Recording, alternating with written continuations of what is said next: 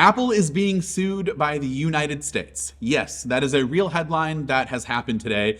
I was hoping for new iPads, but instead we got a lawsuit. In that lawsuit, the antitrust lawsuit against Apple, it allegedly states that Apple has an illegal monopoly in the smartphone market with the iPhone and how the devices are locked down in an Apple ecosystem. Now, in its press release, the Justice Department highlighted some key allegations like blocking innovative super apps that offer broad functionality, making it easier for consumers to switch between competing smartphone platforms, suppressing mobile cloud streaming services, citing that Apple has blocked the development of cloud streaming apps and services that would allow for consumers to enjoy high-quality games and other cloud-based apps without having to buy expensive smartphone hardware. Now, if this is in regards to things like Xbox Cloud Gaming and NVIDIA GeForce Now, I suppose this was true, but Apple just recently changed its policy for some of those apps, allowing for cloud gaming apps to be on the App Store. And so I'm not sure if this is something that's just kind of getting tossed in there because Apple did do this before. Also, Apple is being cited for excluding cross-platform messaging apps, and the lawsuit states that Apple has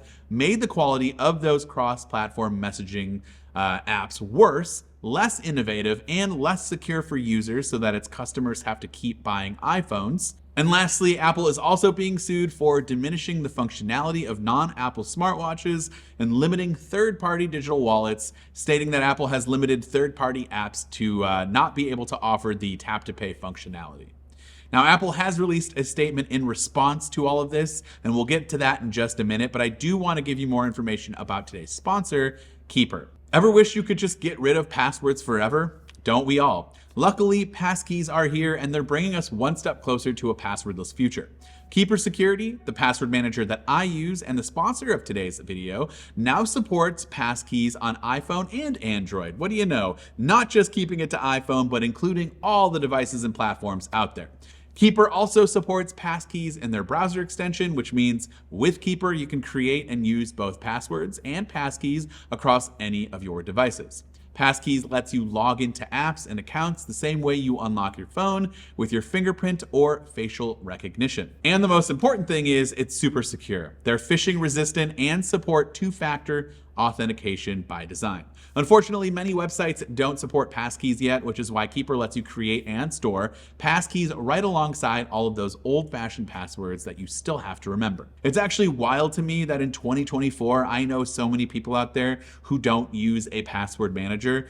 We need to be better. We need to be safer online as more and more of our personal data is out there. Now, Keeper is offering a special deal for our MacRumors fans out there. Get 50% off with MacRumors 50, or you can give it a test run with a free 30-day trial. All you have to do is click the link in the description down below. Thanks, Keeper, for sponsoring today's video.